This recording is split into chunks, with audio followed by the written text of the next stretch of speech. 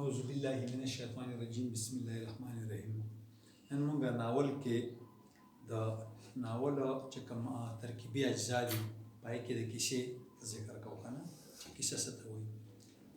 کیسه ډېر عام لفظ دی او عام خلک په عام معنو کې استعمالوي. موږ مخکې دې تعریف داسې کړی و چې د واقعاتو مجموعي ته کیسه ویلی شي، خو دا یو کامن یا عام تعریف دی. د واقعاتو مجموعي ته کیسه ویلی شي. اوس چونکې موږ خبره په فکشن باندې کوو او په افسانوي ادب باندې کوو یا په کیسه ییز ادب باندې کوو، نو په دې کې عموما کیسه موږ جوړو، خو په ناول کې، په ډرامه کې او په افسانه کې که کیسه موږ جوړو عموم، خو هغه به زموږ د فطري ژوند سره بالکل نوکوری وي. یعنې هغې کې به ما فوق الفطرت خبرې نه وي، هغې کې به هغه څیز نه وي چې هغه زموږ په معاشره کې نه وي. موږ به د خپلې معاشرې نه، یعنې چې کله په فکشن کې موږ کیسه جوړوو نو د هغې مطلب به دا وي چې دا به یا شوي وي یا به کیدونکي وي، امکان به وي د کېدو. ټیک شوه؟ نو موږ ویل چې د واقعاتو مجموعي ته کیسه دا یو عام کامن خبر ده، خو چې کله موږ فکشن ته راځو نو کیسې تعریفونه مختلفو استادانو داسې کړي چې د واقعاتو تسلسل چې یو تار وي، د واقعاتو تسلسل چې یو تار وي یا یو تار پرې جوړېږي او یو خاص تاثر ته ولاړېږي، یو خاص تاثر ته ولاړېږي، دا کیسه ده. د واقعاتو تسلسل چې یو تار پرې جوړېږي او یو خاص تاثر ته ولاړېږي، دا کیسه ده. بل ځای کې د کیسې تعریف داسې کوي چې کیسه د یو بل سره د تړلو یو څو واقعاتو، کیسه د یو بل سره د تړلو د یو څو واقعاتو چې یوې خاص نتیجې ته رسولو دپاره استعمالیږي، دې ته کیسه ویلی شي. دې به شروع وي، منځ به وي او اختتام به وي.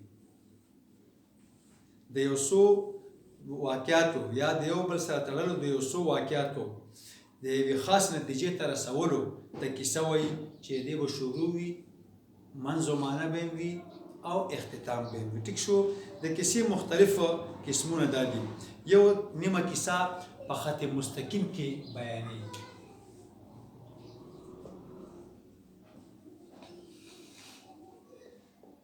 خط مستقیمه چې کوم دی نو بجاجي په دې پوهېږي، نور ملګري به پرې پوهېږي، خو خیر دا د جیومټرۍ یو دغه دی چې د دوو نقطو تر منځ د لنډې نه لنډه لاره، هغې ته خط مستقیم ویلی شي.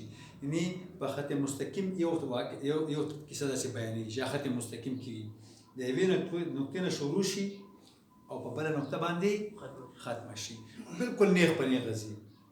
او خط مستقیم هم هغې ته چې بلکل نیغ په نیغه لاړ شي. خبره دې نو ځکه دې ته خط مستقیم نوم ورکړی دی که نه، د دې دا چې دا یوې نقطې نه شروع کېږي او نیغ په نیغه په یوه نقطه باندې ختمېږي. دا خبره دې خیال دی. یو د کیسې د بیانولو دا طرز دی، دا طریقه ده، یو قسم یې دا دی. بل قسم چې کوم دی نو هغه د کیسې دا دی چې هغه په مثلث شکل کې وي، درې ګوټیزه مثلث شکل کې وي که نه. او په دې کې چې کوم دی نو دا د دریو نقطو نه، دا درې نقطې خپلو کې یو بل سره یو ځای کولی شي. چې کوم د مثلث درې کونې وي که نه، دا خپلو کې یو بل سره یو ځای کولی شي. ټیک شو؟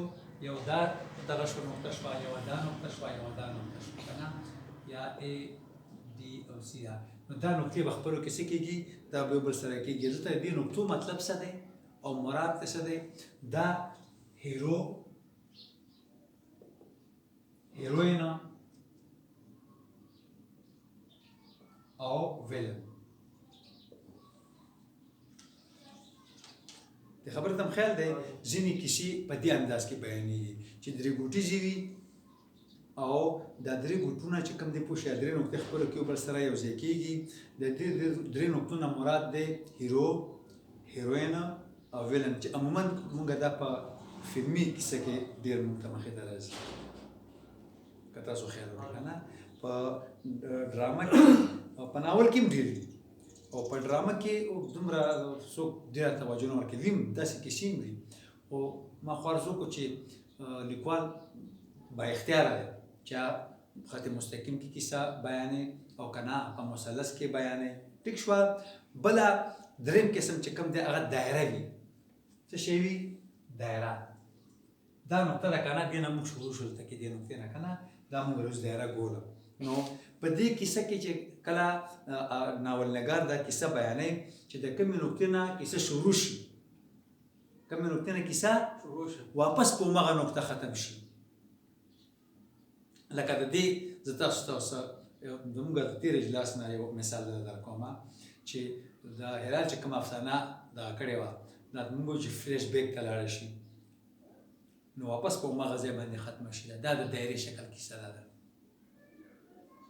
د خبرې ته خیال دی ما تاسو هم یاد شي یو اردو فلم مونږ کتو نو هغې کې چې کوم ځای نه کیسه شروع شي نو لاړه شي فلیش بیک ته بیا او چې بیا اخره کې اختتام ته ځي نو بیا همغه ځای کې همغه ځای وي همغه منظر وي همغه ځای کې وي بیا هملته کیسه ختمه شي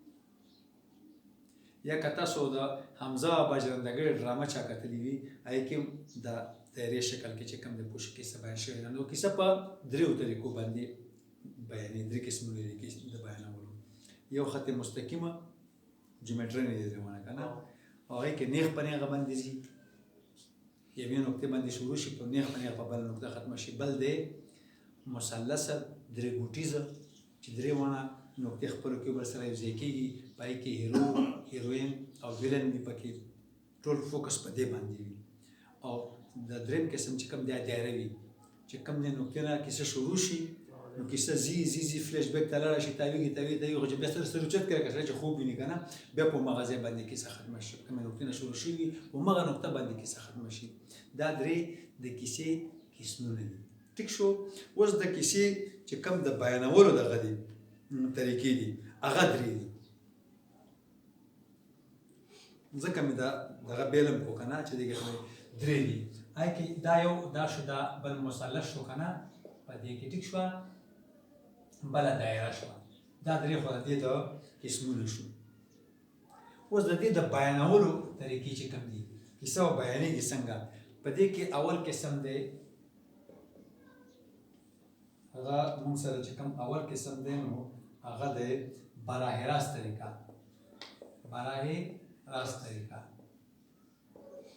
یو دا طریقه ده براه راست طریقه کې چې کوم دی ناولنګار حیثیت د یو تاریخدان وي د مورخ وي او دا طریقه په ټولو کې اسانه طریقه ده په براه راست طریقه کې چې کله څوک کیسه بیانوي ناولنګار ناول چې څوک لیکي نو دې په دې کې څه شی وي د حیثیت د مورخ وي یا د تاریخدان وي دې په دې طریقه باندې تاریخ په طرز باندې کیسه بیانې انداز وي داسې به وي نه او ورسره ځي خو دا طریقه په ټولو کې اسانه طریقه ده او عام طریقه هم ده او په دې کې ناولنګار ته ازادي محصله وي پوره ازادي ورته حاصله وي څنګه دې ځي او څنګه راتاویږي خو په دې باندې څه قید او پابندي نه وي نو براه راست طریقه چې شوه هغه شوه مورخ تاریخدان په طور باندې بیانېږي ټیک شوه دویمه خودنوشت ده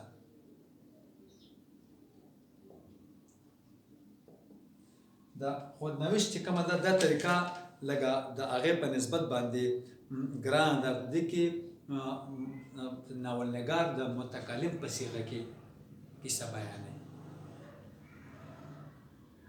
کیسه د متکلم په صیغه کې دې کیسه بیانوي دې کې په خپله دې هیرو وي دا ډېره دلچسپه طریقه هم ده خو مشکله ده یعنی د براه راست په مقابله کې خودنوشت چې کوم ده دا بیا څه شی ده دا مشکله ده او په خودنوشت کې چې کوم دی نو دلته به هلته کې هغه د مورخ په طور باندې کیسه بیانوي ناولنګار دلته به ناولنګار هیرو وي ځان نه به هیرو جوړوي چې خبرې ته مو خیال دی چې کله دې ځان نه هیرو جوړ کړي نو واقعیت به دې د متکلم په صیغه کې بیانوي او ځان نه به هیرو جوړ کړي ښه طریقه ده دلچسپه ده خو مشکله ده لږه دا یې په نسبت درېیمه طریقه چې کوم ده هغه د خطوط نویسۍ ده په دې کې دې مورخ که نه دلته به متکلم صیغه کې دې کیسه بیانوي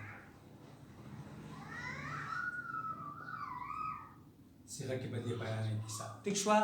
درېیمه چې کومه ده هغه ده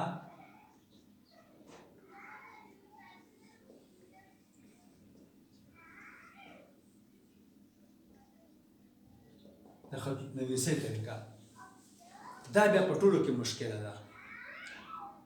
مشکله په دې ده چې دې کې پلاټینګ چې څومره کوي ناولنګار او کیسه چې څومره مخکې بوځي، نو دا کیسه چې دې بوځي په دې کې بنیادي څه شی ده، هغه په دې کې څه شی خطوط دي. د خطونو په ذریعه باندې به دې کیسه بوځي. د خبرې ته خیال دی فار ایگزامپل یو ناولنګار دی، هغه سره دوه کردارونه دي. دوه کردارونه چې یو نورخان دی او بل اسلم دی. دې به ناول ته شروع کوي، خو دا دواړه به بل ته خطونه لیږي. څه به لیږي؟ خطونه به لیږي یو بل ته. د خط په ذریعه باندې به دا کیسه مخکې بوځي او کیسه مخ په وړاندې بوځي، پلاټینګ به کېږي، لګېږي، دا انجام ته به دغه رسېږي. خو بنیادي څیز به شي پکې دی به د خط په ذریعه باندې دا بوځي. نو چونکې په دې دواړو طریقو په مقابله کې د برای راست او خودنویس په مقابله کې بیا خطوط نویسي طریقه چې کومه ده دا ټولو کې مشکله ده. دې نه مشکله طریقه پکې نشته. په دې طریقه کې د ډېرې تجربې نه کار اخیستی شي. دا طریقه ډېره ګرانه ده، دې کې ډېرې تجربې ضرورت دی. دا طریقه که لږه معمولي غونډه کې کمزوري پکې پیدا شي په دې خطوط نویسۍ طریقه کې بیانولو کې، نو ټوله کیسه به ګډوډه شي. خبرې ته خیال دی دې کې موږ به د لږې کمزورۍ او د غلطۍ ګنجایش هم نه پرېږدو. که پاتې شو او راغلو رانه، نو بیا به څه وشي؟ بیا به کیسه ګډوډه شي، هر څه به ګډوډ شي، یعنې هغه خوند او رنګ به بالکل پاتې نه شي. حالانکې د دواړو په مقابله کې په دې کې بیا ډېره دلچسپي او خوند او رنګ پیدا کېږي. خو په دې کې دا خبره ده چې دا کیسه چې څوک د ناولنګار چې کوم دی د خطونو په ذریعه باندې کیسه بیانوي، خو په ناول کې دا طریقه استعمالېږي. خو دې ناول ته مکتوباتي ناول هم وایي، مکتوب خط ته وایي که نه. خو په دې کې دا دغه دی چې دا مشکله ده ډېره، ځکه چې دې دپاره د یو فنکار، تجربه کار او ماهر ناولنګار یا فنکار ضرورت دی. او چې کله دا ماهر تجربه کار او ناولنګار وي، فنکار وي، نو دې علم چې په دې کې حسن، دلچسپي او خوبي پیدا کوي، نو ډېر زیات تکلیف محسوسوي. یعنی په داسې کیسه کې چې هغه موږ سره په دې شکل کې وي، خبرې ته مو خیال دی، نو په دې کې خوند، رنګ، خوبي او حسن پیدا کولو چې کوم دي دا د ناولنګار دپاره ډېر زیات مشکل دي. دې پکې په خپله هم ډېر زیات تکلیف او ډېر مشکل دا محسوسوي، دقت پکې محسوسوي. نو هله په دې کې خوند، رنګ، خوبي او حسن پیدا شي. یعنې دا د هر ناولنګار د وس کار نه دی چې ښه تجربه کار وي او ښه بهترین فنکار وي، نو دا طریقه اختیارولی شي. خو بیا عموم د دومره تجربې او د دومره علم او باوجود هم دله په دې کې بیا عموم تکلیف وي، دی به مشکل پکې محسوسوي. نو دا درې طریقې چې کوم دی پوه شو، دا د څه شی د بیانولو طریقې دي، دا چې کیسه په دریو طریقو بیانېږي. قسمونه یې دا دي چې یو برای راست دی چې ناولنګار مورخ شکل اختیاروي، دویم د خودنوشت دی چې ناولنګار به د متکلم په صیغه کې خبره کوي، په خپله به دې هیرو وي. او دریم چې کوم دی هغه دا شو چې د خطوط نویسي د خطونو په ذریعه باندې به دې کیسه مخکې بیانوي. دا درې دي د کیسې بیانولو، او دا قسمونه چې یو خط مستقیم کې بیانېږي، بل په مثلث کې بیانېږي، او بل په دایره کې بیانېږي. تر دې دمه پورې پلاټ به نه چیرو، ځکه چې په دې کې کم معمولي غونډه کې فرق دی که نه، هغه به تاسو ته انشاءالله بالکل واضحه به شي. او داسې به زه واضحه کړم تاسو ته انشاءالله چې تاسو بیا ځای کې هر چا سره په دې باندې خبره کولی شي، ځکه ما دا بیل هم لیکلې ده که نه. نو چې دې ځای کې تاسو سره کیسه په حواله باندې څنګه سوال تاسو کولی شئ، او پلاټ مه چړئ.